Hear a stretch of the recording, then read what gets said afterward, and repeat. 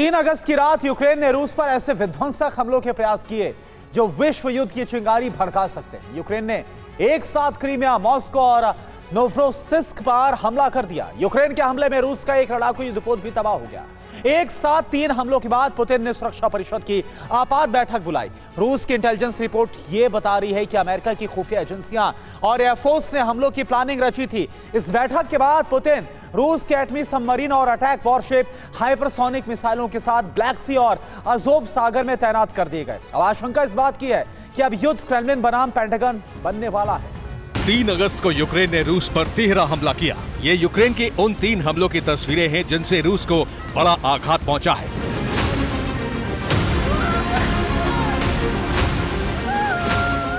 सबसे ज्यादा नुकसान पहुंचा है नोवरोसिस्क पोर्ट पर रूस के नेवल फ्लीट को। 3 अगस्त की रात ब्लैक सी में यूक्रेन के यूएसवी उतरे और टारगेट बना रूसी नेवी का जहाज। ये यूएसवी सीधे रूस के जहाज से टकराया।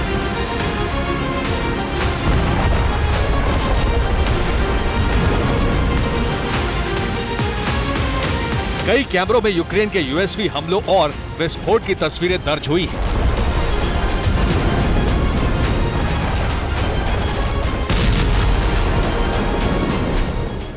यूक्रेन का पहला यूएसवी धमाका हुआ और उसके बाद रूस ने यूएसवी पर फायरिंग शुरू कर दी।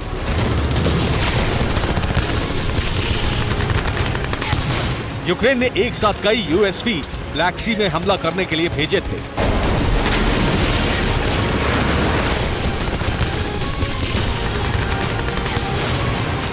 यूक्रेन के इस हमले में ब्लैक सी फ्लीट में तैनात रूस का एक नेवल शिप तबाह हो गया।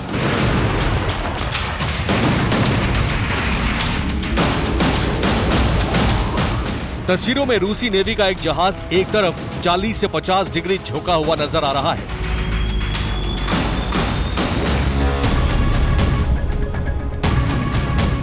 चार अगस्त की सुबह रूस के नेवी शिप को दूसरे जहाज खींचते नजर आए।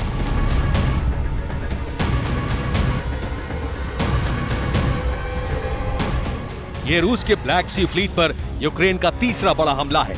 नोवरोसिस्क रूस की पोर्ट सिटी है और यहां ब्लैक फ्लीट के जहाज तैनात रहते हैं।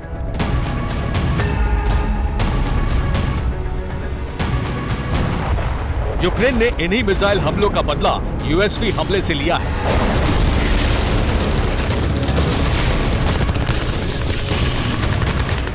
इस हमले में रूसी नेवी का ओलेनगोर्स्की गोन्यार्क जहाज तबाह हो गया। ये रूस का एम्फीबियस असॉल्ट शिप है, यानी इससे समंदर और जमीन दोनों पर हमले किए जाते हैं। यूक्रेन ने नोवरोसिस्क में हमला करने के लिए 10 यूएसवी भेजे थे। यूक्रेन के 9 यूएसवी रूसी डिफेंस ने ध्वस्त कर दिए।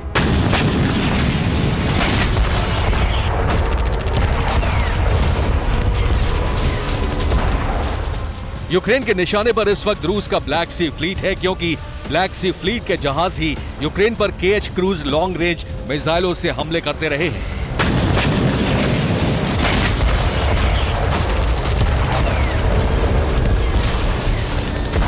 यूक्रेन ने 29 अक्टूबर 2022 को रूस के ब्लैक सी फ्लीट पर पहला हमला किया था और उसके बाद तीसरी बार रूसी जहाज को निशाना बनाया है।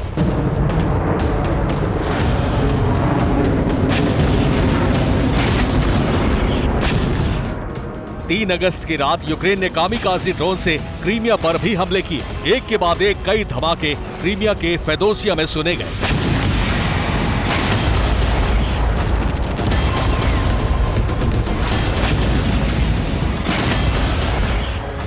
रूस ने एयर डिफेंस सिस्टम से यूक्रेन के हमले नाकाम कर दिए।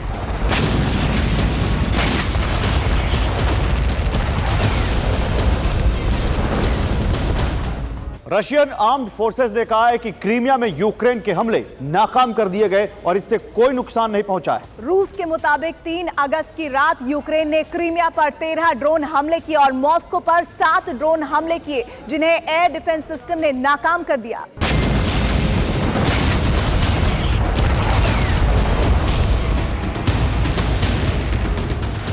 रूस का दावा है कि इस हमले के पीछे अमेरिकी खुफिया एजेंसियों का हाथ है।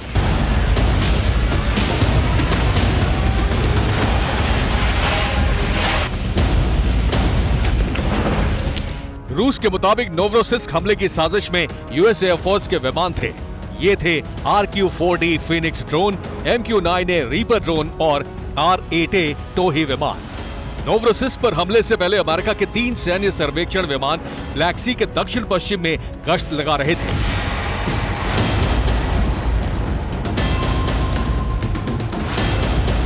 रूस का दावा है कि अमेरिका युद्ध में सीधे भागीदार बन चुका है, क्योंकि यूक्रेन जिन हथियारों से हमले कर रहा है उन्हें भी अमेरिकन ही रिवर्स इंजीनियरिंग करके तैयार कर रहे हैं।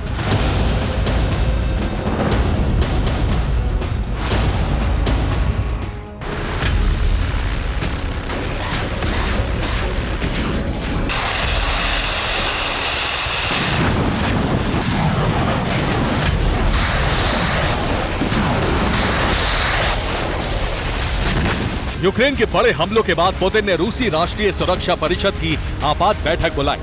यूक्रेन के इस हमले के बाद रूस ने बारूदी वर्षा शुरू कर दी।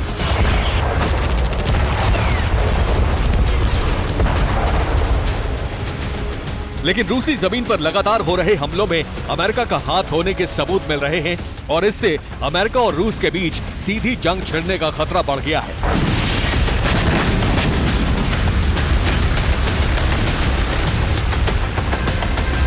अब तक अमेरिका से ट्रेनिंग और हथियारों की मदद यूक्रेन को मिलती रही, लेकिन खुफिया जानकारी और सैन्य अड्डों की सटीक लोकेशन मिलने से रूस को बड़ा नुकसान हो रहा है।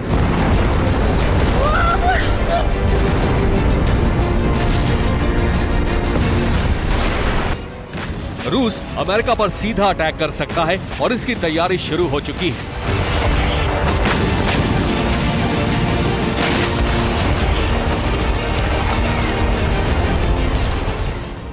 ब्लैक सी में रूस ने 15 वॉरशिप तैनात कर दिए हैं। इन पर 60 हाइपरसोनिक परमाणु मिसाइल तैनात हैं। ब्लैक सी में एक सबमरीन तैनात कर दी गई है, जिस पर 4 कैलिबर क्रूज मिसाइल लोड है। अजोव सागर में 3 वॉरशिप तैनात कर दिए गए हैं। अजोव सागर में सबमरीन भी तैनात है। इस सबमरीन से कैलिबर PL और ओनिक्स क्रूज मिसाइलों के टेस्ट की तैयारी है।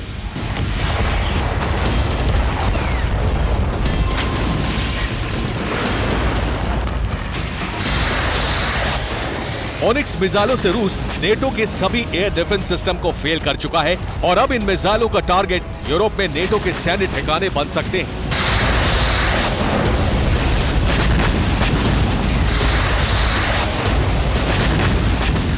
रूस के नोवरोसिस्क पोर्ट पर हमले के बाद क्रेमलिन और पेंटागन की सीधी जंग छिड़ने की आशंका है और इस जंग का मतलब होगा परमाणु विनाश।